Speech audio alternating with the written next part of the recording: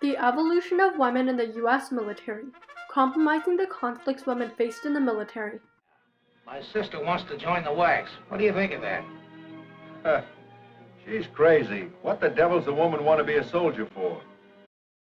It wasn't just my brother's country, or my husband's country. It was my country as well. And so, this war wasn't just their war. It was my war, and I needed to serve in it. This was a common sentiment shared by thousands of American women. Before World War II, American women had long been seen as stay-at-home mothers. American stereotypes dictated that men would protect their country, while women would stay at home. However, women who served in our military and chose to challenge social norms revolutionized the views of women as warriors. Unfortunately, their participation was met with resentment.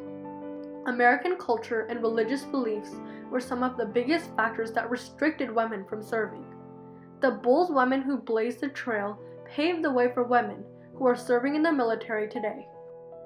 With World War II looming on the horizon, Representative Edith Norris Rogers of Massachusetts realized that women could play a vital role in the war effort.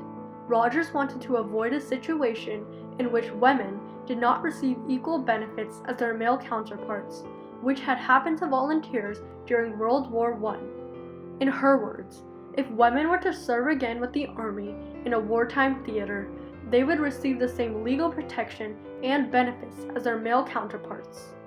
One group that opposed women serving in the Army was the Catholic Church. In June of 1942, the National Catholic Women's Union called the service of women in the military a serious menace to the home and foundation of a true Christian and democratic country. It wasn't just Catholics who were against the idea of women serving. Many men worried that their status would change if women could help fight a war. They characterized the female soldier as a dire threat to the home. Another group against women serving was the Army. The possibility that male soldiers might seek to protect military women instead of carrying out their missions was cited by military experts as a primary example of potential dangers in incorporating women fully into the military structure. Because of all this conflict, congressional leaders threw aside Rogers' bill for the creation of the Women's Army Auxiliary Corps, WAC. The bill faced a dubious future. All this changed, however, on December 7, 1941. After the attack on Pearl Harbor, War Department officials began to realize that women would be needed to win the war. Army leaders decided to work with Rogers to come up with a group that would constitute the least threat to the Army's existing culture. They compromised by creating the WAC, a group which, according to Public Law 554, was formed for the purpose of a special training of the women of the nation.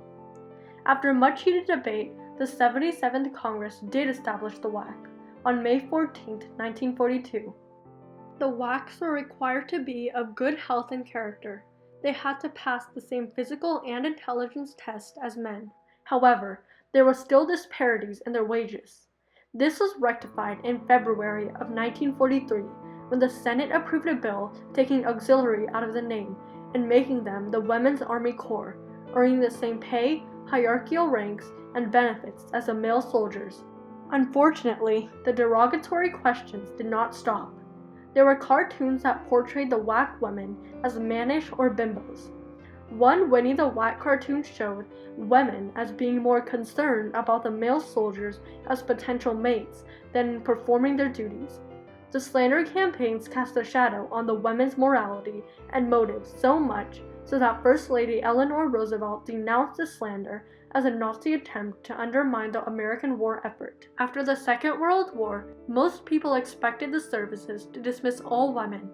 After all, the legislation specifically brought women's services into the military for the duration of the war plus 6 months. We were to relieve the men so they could serve duty on ships and that. We didn't go aboard ship or anything. However, an early Gallup poll showed that the majority of Americans favored peacetime military service for women.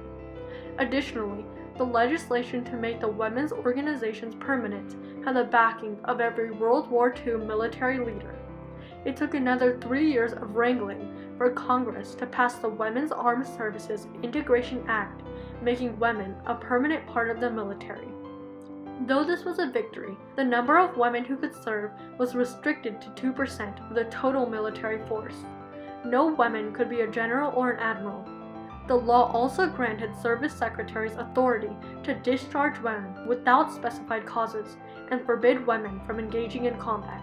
Their male counterparts did serve in international countries, and they have faced some type of combat, but we did not have that experience at all. We did not serve in combat. We did not learn how to operate ammunition. By the mid-1960s, when the United States' involvement in the Vietnam War increased, there was a shortage of military manpower.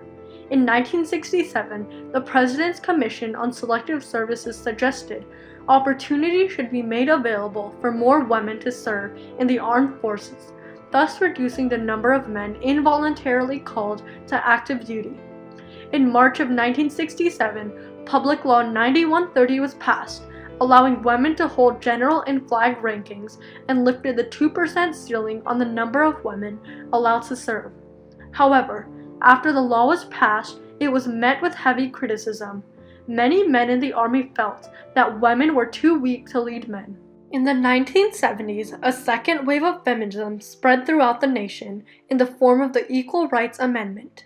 In 1972, an amendment was passed by both congressional houses. However, it failed to receive enough support from state legislators.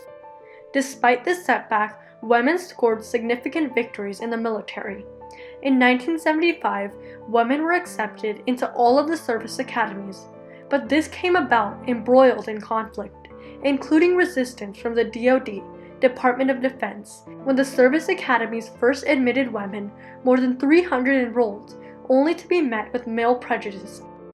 Starting way back in '76, we took women who, some of whom would have sat in the back of the class, perhaps. They were probably smarter than everybody sitting in front of them, but they sat in the back of the class because they felt like they weren't included in the dialogue.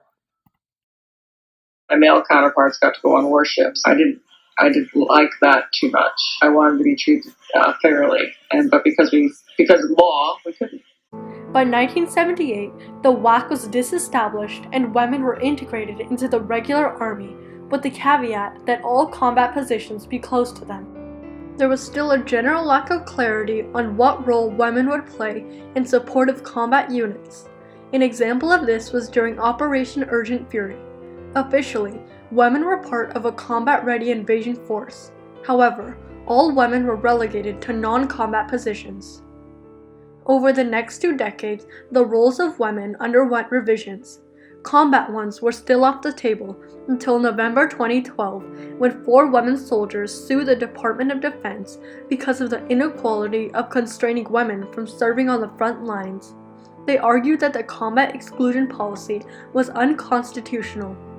Finally, in January 2013, Defense Secretary Leon Panetta agreed with the women's position, saying, "Everyone is entitled to a chance to serve his or her nation in a combat role." Although women finally received what they asked for from the military, it was not without a great deal of bitterness. For us female leaders, if we're just as assertive as a male is, it tends to be perceived differently. If a male in the same position as me, gives a direct order, a lot of people wouldn't think twice about it. But if I were to say it, people would think I either have a bad attitude. Nevertheless, throughout the decades-long conflicts and compromises, women have come closer to achieving equality in the military.